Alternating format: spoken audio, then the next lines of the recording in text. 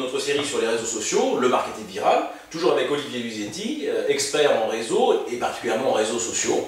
Alors, bon, on a traité Twitter, c'était la dernière séance, on a traité de Facebook, de LinkedIn, de vidéo, Google+, qui sont des réseaux sociaux que finalement beaucoup d'entre nous connaissent, utilisent, peu ou prou. Bon, on en source combien des réseaux sociaux aujourd'hui? Plus de 5000 réseaux sociaux ont été identifiés, mais je pense qu'aujourd'hui, il y en a presque une dizaine tous les jours qui se créent. Ils s'en créent tout le temps, sur tous les sujets, certains qui nous permettent la géolocalisation, je pense à Foursquare, certains qui parlent de soi, About Me, bon, il y a toute une série de réseaux sociaux. Bon, on se perd un peu là-dedans. Comment faire un tri? Qu'est-ce qu'il faut choisir? Qu'est-ce qu'on en fait de tout ça? Alors déjà, il faut identifier ce qu'on appellerait la classification de ces outils. Vous avez des outils généralistes, comme Facebook, qui sont tout azimut dans tous les secteurs. Puis vous avez des outils plus spécialisés, qui vont travailler sur un secteur d'activité. Ensuite, vous avez effectivement la nécessité d'être présent sur un certain nombre de réseaux sociaux. Dans mon cas, je suis présent sur plus d'une cinquantaine de réseaux sociaux.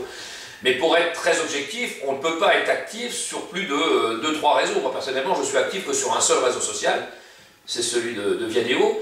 Et mes présences sur les autres réseaux sociaux, à chaque fois, je renvoie avec un lien sur le premier réseau social qui est Viadeo. Pour un expert comptable, pour un avocat, vous pouvez renvoyer sur votre blog, vous pouvez renvoyer sur un site internet. Donc l'idée, c'est d'être présent sur un ensemble de réseaux sociaux qui correspondent à votre image et pour lequel vous avez identifié que vos cibles sont présentes et actives, mais vous ne pourrez pas être actif sur la plupart de ces réseaux sociaux.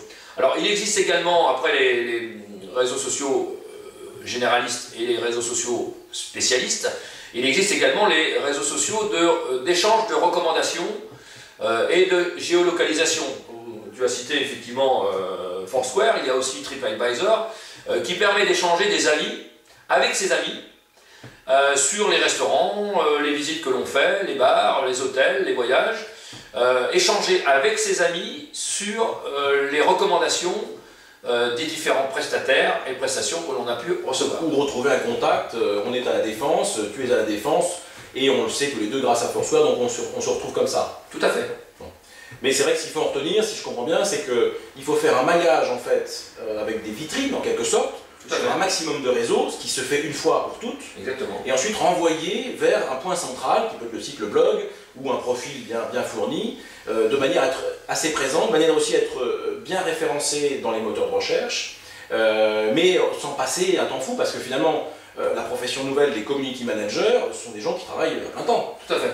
Et parfois, ils ne sont pas tout seuls d'ailleurs dans une même entreprise, donc on peut y passer un temps fou, ça peut être très chronophage, c'est le danger finalement. Tout à fait, tu as raison de souligner cet aspect-là. Beaucoup de personnes se plaignent de ces outils en disant c'est trop chronophage, on y perd trop de temps. Effectivement, ça nécessite une méthode. Personnellement, je n'y passe pas plus de 20 minutes, 30 minutes par jour, et vu le nombre de contacts que je peux avoir, c'est vraiment un maximum, et il faut vraiment se discipliner à cela, sinon le rapport investissement-temps, rapport rentabilité ne va pas être à votre avantage. Mais merci beaucoup Olivier. La prochaine fois, nous traiterons du sujet de YouTube, des web TV, on en entend beaucoup parler, il y a beaucoup de choses à dire là-dessus. À la prochaine fois, merci.